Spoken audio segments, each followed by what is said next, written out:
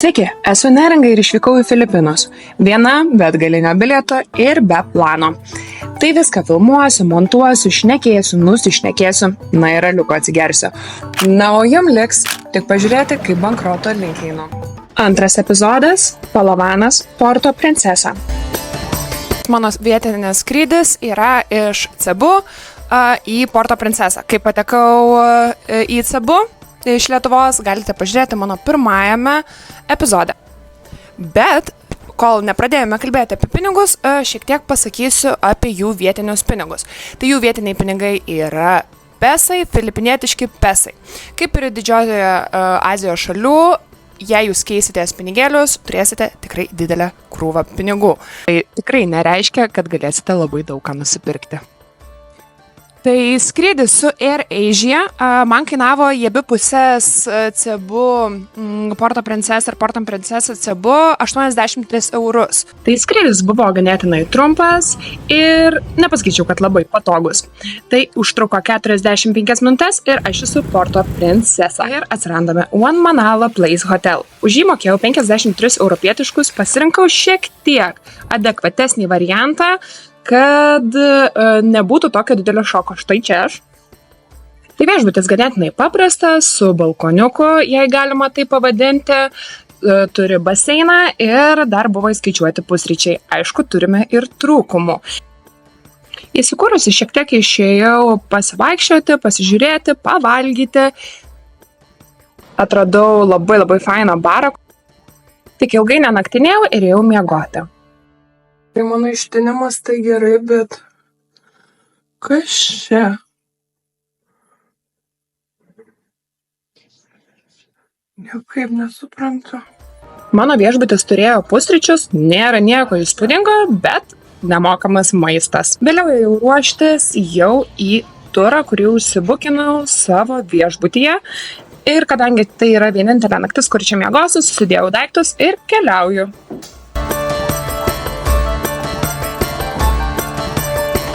Tiesiai iš viešbučio mane paėmė vairuotojas ir keliavome į turą su prabangiu busu. Sukome išsinuomoti snorklinimo įrangos, nusipirkau batus ir atvykome į uostą. Jau buvo padarytos 2 klaidos. Įsiplauti dantį su vietiniu vandeniu ir pamiršti kepurę. Tai gerai, kad bent jau marškinius turiu. Tai turas kainavo 1400 pesų, kas yra 23 eurai. Ir kas buvo smagu, tai kad turas buvo tikrai mažas, vos 8 žmonės. Turas buvo į Honda bei salas. Turo metu aplankysime 2 salas ir 1 snorklinimo vietą. Turas vyko apie 5 valandas, jo metu šiek tiek pasimėgavau saulę, pasižiūrėjau vaizdus, pagulėjau ir atsigėriau kokosą.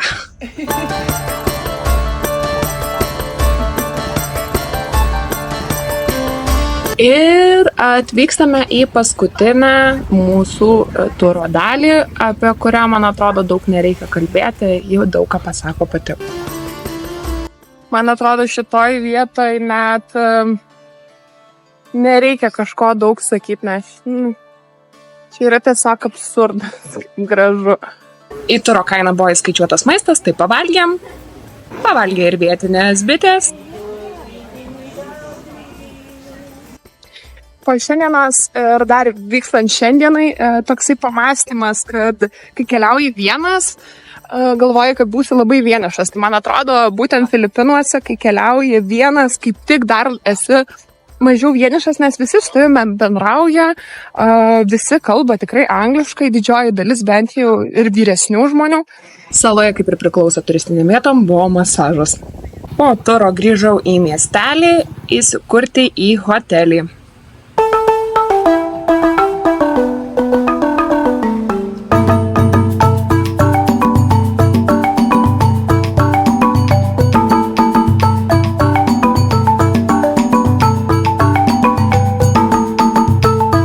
Po turo iš karto įsikūrusi savo hostelyje išėjau pasivaikščioti ir patyrinėti miesto, taip pat pavalgyti. Gerai, dar neįsikirtau 2 dalykų. Ar čia yra perėjos, nes manau, kad nėra. Ir tada kitas dalykas, kodėl neįmanoma Baik namo. Tai jo, čia ir čia yra perėjos.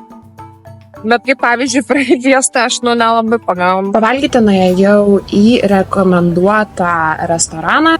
Gerai, pirmą maistą gavau sriubos. Tikrai buvo skanu.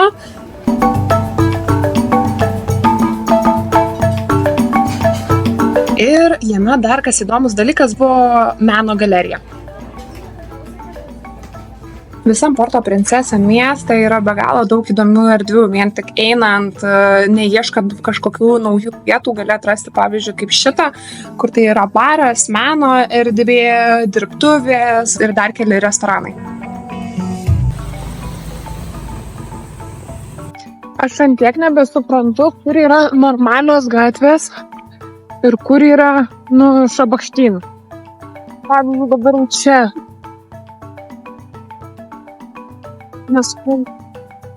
Svarbiausia, naktį praleidau ne vieną. Atsikėlus papusryčiavau už 360 pesų.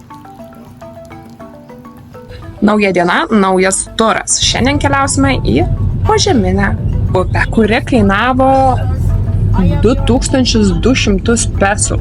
Tikrai daug brangesnė negu pirmoji. Kelionė truko autobusu apie 1,5 valandos. Gerai, užmigau, išlipau iš autobuso ir nebežinau, kur mano gidė. Nuvažiavus reikiamą atstumą autobusu, reikia dar plaukti apie 40 minučių laivu. Ir dar eiti mišku. Ši lokacija 2012 metais buvo įtraukta į 7 naujosius pasaulio stebuklus.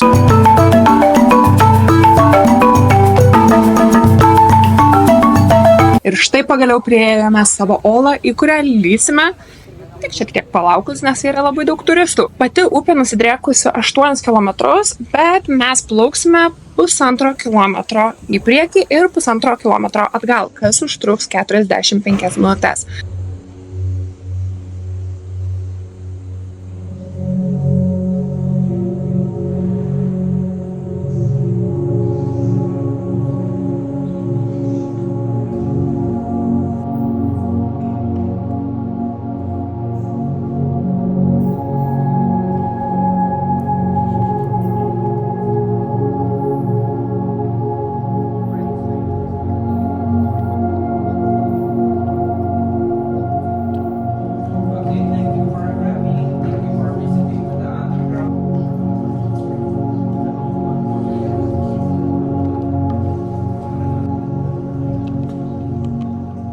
Tai turas jau eina į pabaigą, o mes dar šiek tiek pavalgysime ir važiuosime atgal.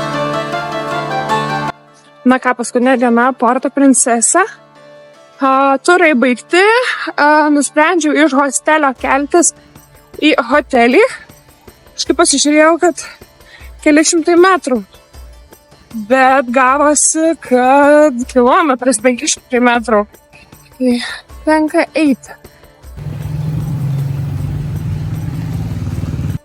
Gerai, nuotykiai atsiranda tik tada, kada nepasidabul čekinę, tai jau be kilometrą jau neįtapus. Ir kas svarbiausia, man atrodo, reikia saugoti nuo saulės, tai kaip backpackinė, tai pečių zona, nes čia esu nutegusi ir tikrai skaudai. Nusprendžiau, kad neisiu dabar tų 2 kilometrų, bet atsigersiu alaus ir eisiu tuos 2 kilometrus. Ir mano beveik visi rūbai yra kažkodėl tokie. Nežinau, arba nukuprinės, arba neįsivaizduoju. Kytė, ar tu irgi liuko nori? Oi, nenoriu. O čia kažkas stipriai vyksta. Jo, gaidžių peštynės. Gerai, labai ilgai pabuvau hostelį. Nieko naglo, bet turiu... Pažiūrėjom, kas čia. Ir smagiausia dalis viso šito po įėjimo.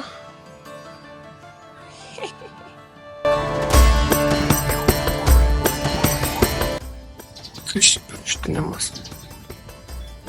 Bet bent basinių patiriu. Čia mane labiausiai liūdinantis dalykas. Bet turim kotą. Pusryčiai tikrai nebuvo kažkas wow, bet prieš kelionę buvo tikrai gerai pavalgyti. Prieš iškeliaujant dar spėjau pasinaudoti baseinu. Daiktai sukrauti ir dar su 9 filipiniečiais keliauju savo kito tikslo link. Mūsų kitas tikslas – El Nido. Ši kelionė truks 5 valandas, o viskas, kas įvyko El Nido, pamatysite jau kitame epizode.